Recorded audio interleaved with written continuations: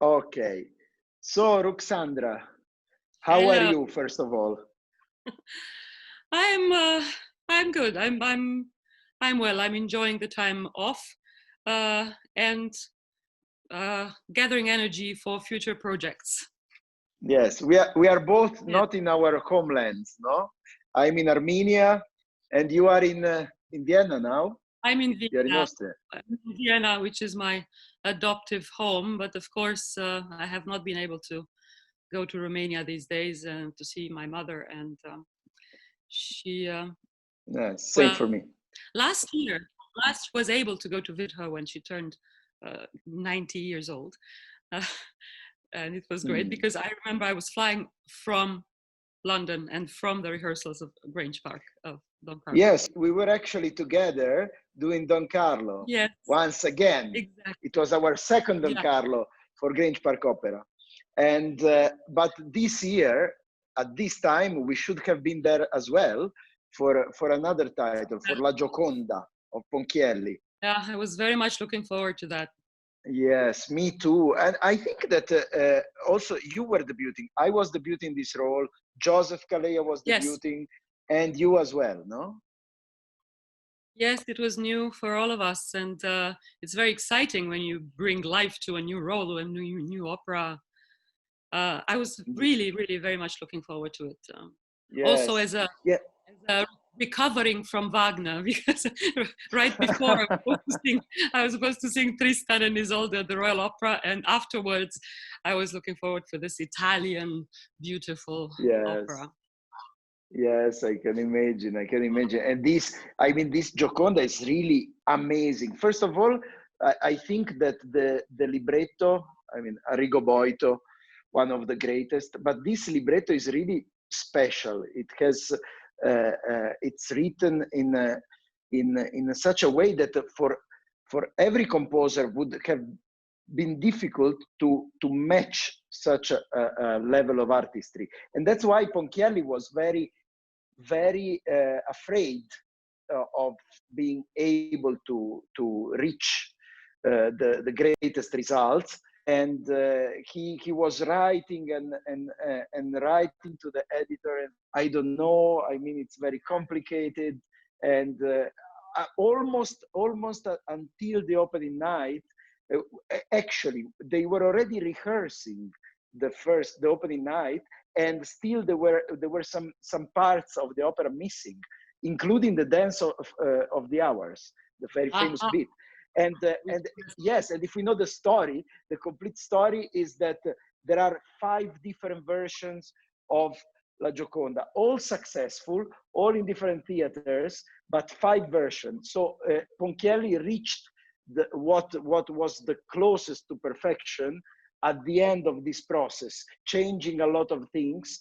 But I think that he gave to us an amazing amazing opera. It's really a masterpiece that it's difficult to define in a precise period, in a precise style. yeah, It's just unique for me. yes, yes. Vocally, I think it has from the melodicity of Verdi, but also it becomes almost like verissimo. It's very Mhm. passionate music, I think. And Yes.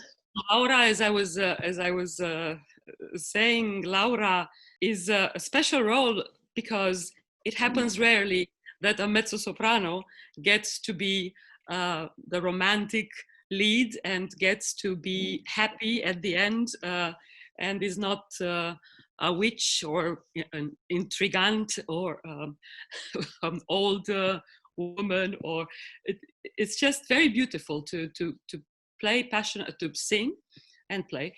passionate music with passionate feelings, and really live them to the fully and happily with a happy end. Yeah. um, Yes.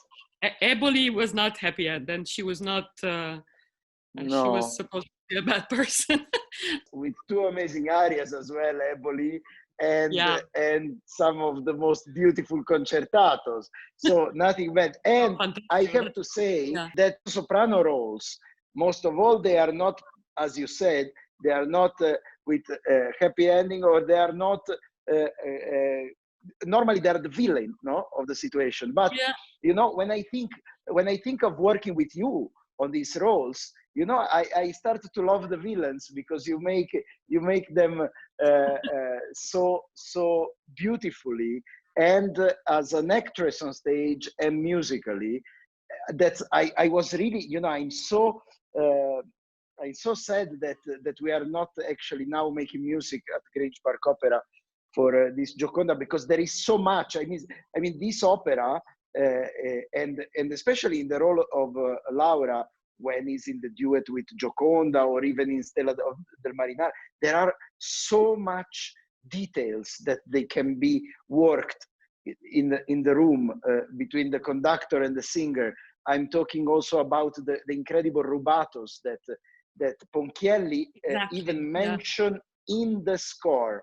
So it's really written in the score what he wanted, and he gives us a very difficult job, because we need to make all these fitting together. So the orchestra going back and I forward, think it's a and very difficult job to put these rubatos, which are supposed to express feelings, together with everybody. So, but this is what is so fascinating, I think, because then every single musician from the orchestra will have to feel the feeling of all those rubatos. They have their very precise sense, and because it's written there, you know that Ponchielli wanted it. He wanted this feeling, right? yes, And so everybody together should have that feeling. It's not. I mean, in bel canto you have this sometimes in the long coloraturas and phrases and variations, where you can exaggerate the feeling or express it better through virtuosity. But there, most of the times you're alone. You do it, orchestra takes a break, and the singer just goes fermata, and then the orchestra picks up again. But here, everything is together with the orchestra. So this is what's very special. Yes, and technically very demanding for everyone. I like, for instance, also that in this opera, which is not so often happening in the Italian repertoire, in the Italian operatic repertoire, but there are so many leitmotif. The beautiful of the Rosario, that it's given by La Ceca, by the mother of Gioconda, and there comes also the leitmotif, because it's thanks to this detail that Gioconda can understand who is Laura, and decide then even to sacrifice herself in order to make Laura and Enzo, that is beloved by Gioconda, but making Laura and Enzo living happily. Yes. Rosario becomes a so, symbol, and the symbol. musical leitmotiv just follows this symbol in different types of the opera, where we feel, we feel God, basically. This is what it is, right? We feel the love and God with this. Questo Rosario. Very beautiful line. It's not mine. It's the line of La Ceca. It's a very famous aria that she has. Yes, it's the contralto part. Everyone, I mean, this opera is very special because we have incredible parts for all the range of voices, starting from the almost a dramatic tenor in Enzo, the incredible part of the real villain of the story, in this case, the baritone, Barnaba, and Alvise, the bass, then two mezzo, because we have the mezzo, Laura, that is also going really to explore the hugest range, going from low to very high, touching the high C of the soprano as well. So Laura, very high and low mezzo, then the contralto in La Ceca, and Gioconda, which is one of the most terrifying roles for dramatic soprano. So altogether, we have this plus I'm considering what would have been the joy to have this production done right now for me, because you have really a huge ballet scene, and is actually one of the most famous beats in the opera repertoire, which is the dance of the hours, that became famous even outside of the opera world. Yeah, took a life of its own. Yes, absolutely. Yes, No, you're yes. right. Technically and vocally, it would have been covering pretty much everything.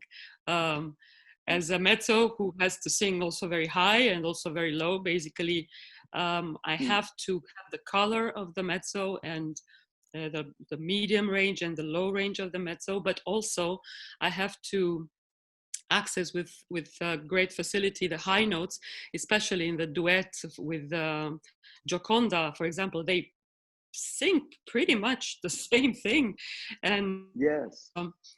but of course, the higher register for mezzo it sounds static because the voice is a bit heavier to go up there in theory. But of course, with the dramatic soprano of La Gioconda, it's such an exciting duet. I was looking very much forward with the two Yes. passionate women, jealous, and in the end, basically, they both helped each other. So Yes. It became almost a duel, really a fight exactly. between these two voices, no?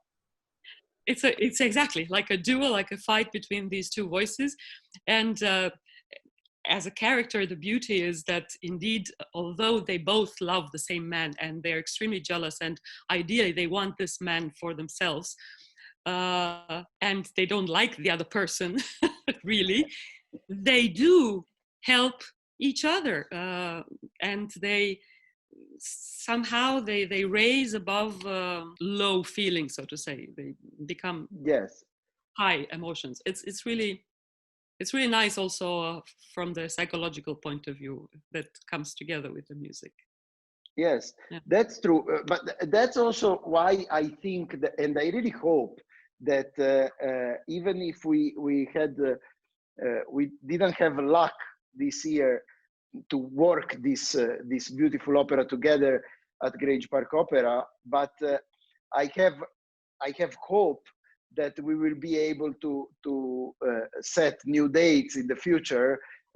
Who knows? Exactly. I also hope this will happen. And after we have prepared the roles once and we have prepared the opera once, when we will approach it again, we will already have even more, experience and understanding of it. And after it has set a little bit, it will go to a higher level, hopefully. So we will be able to maybe make the best out of this situation.